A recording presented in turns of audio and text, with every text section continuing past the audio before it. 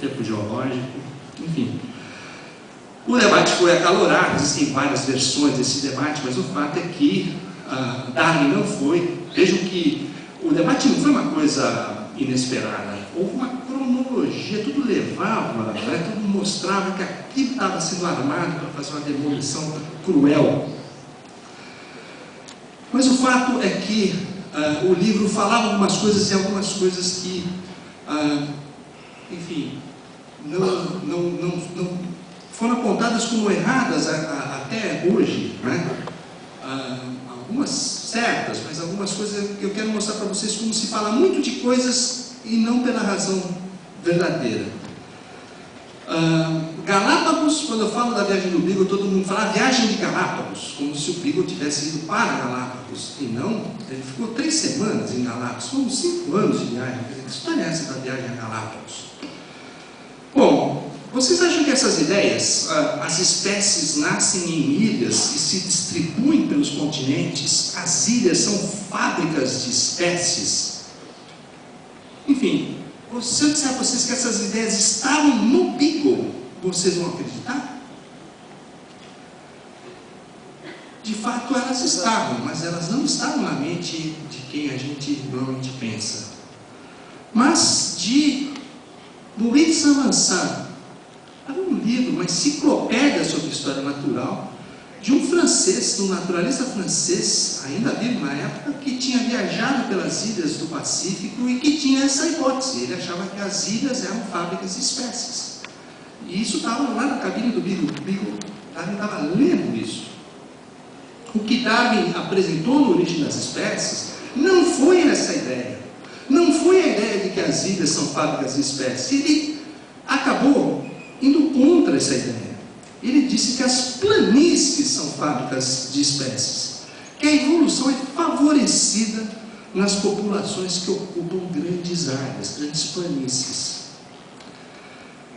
Bom, até eu diria para vocês que no final da década de 60, essa visão foi questionada.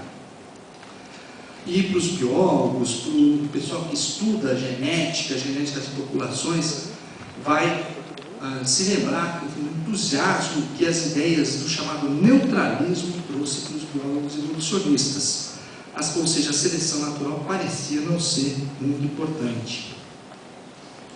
Agora vejam que interessante, vejam o que Darwin pensava, como ele passou por um certo descrédito. Um estudo recente, feito com 48 pares de espécies de aves, populações continentais, populações de ilhas. Então foi feito um estudo sobre a composição genética dessas populações, particularmente de um gene que varia pouco, fica numa organela da célula que produz energia. E a conclusão desse estudo é um estudo bastante recente, saiu na revista Evolution deste mês, é que a microevolução ocorreu de maneira mais rápida nas populações grandes, ao contrário do que se esperava.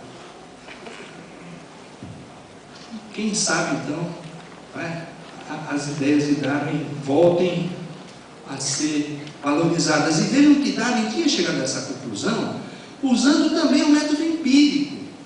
Da onde que ele tinha tirado isso? Ele tinha um amigo botânico, não posso me estender nisso agora, no entusiasmo, mas o fato é que ele foi esse amigo botânico e fala: me mostre quais são as plantas de grandes extensões, de grandes planícies, quantas espécies há em cada um dos gêneros dessas plantas. E me mostre as plantas das ilhas. E ele viu que as plantas das planícies tinham uma profusão de espécies fantástica, enquanto que as das ilhas não. Nas ilhas havia endemismos, havia coisas que só existiam ali. Mas a grande quantidade de espécies, os grandes ambientes, as grandes populações, elas não impediam a ocorrência da evolução. E, na verdade, essa ideia prevaleceu até essa época que eu disse, 1960.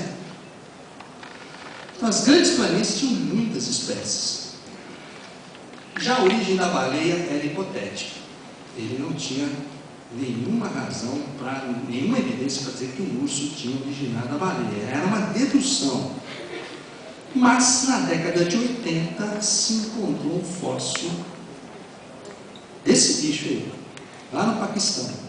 Esse bicho é inequivocamente do ramo que dá origem às baleias. Você tem uma estrutura no crânio que tem a ver com equilíbrio, que só tem nas baleias, só tem no grupo das baleias.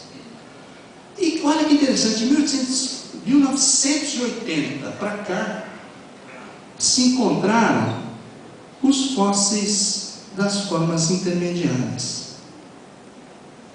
E mais surpreendentemente ainda, e neste ano ainda se apresentou um artigo de um desses bichos que tem 4 patas, mas ele estava parindo quando ele foi fossilizado. O feto está fossilizado. E o que é fantástico é que esse feto, ao estudar a posição desse feto, é possível saber se o parto iria ocorrer na água ou em terra. Porque os mamíferos que dão à luz em terra, o feto, a face, a cabeça do feto se apresenta antes. E não é difícil imaginar como isso tem um significado evolutivo, não é? Imagine um parto que se estende um pouco mais, um parto um pouco mais difícil. Enfim, o feto consegue sobreviver, ele tem acesso, já descolou a placenta, mas ele consegue respirar. Enquanto que uma baleia parindo, não é uma boa ideia colocar o nariz do feto, coitado, para fora, né? Então, o que se apresenta antes é a parte posterior, é o rabo do bicho. E esse fóssil, então, tem ali, inequivocamente, então, a cabeça é a última coisa que se apresenta no parto. Esse fóssil é de um quadrúpede que paria na água. E é dessa série. E por final, já estou chegando ao fim, o último trabalho publicado em vida, poucos dias antes de morrer, Darwin publicou um trabalho na revista Nature.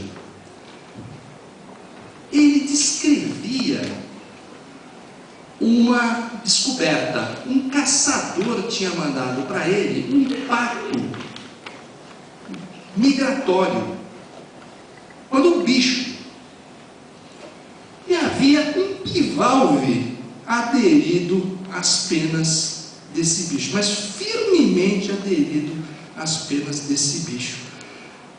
Esse trabalho foi publicado na revista Nature no dia 6 de abril de 1882.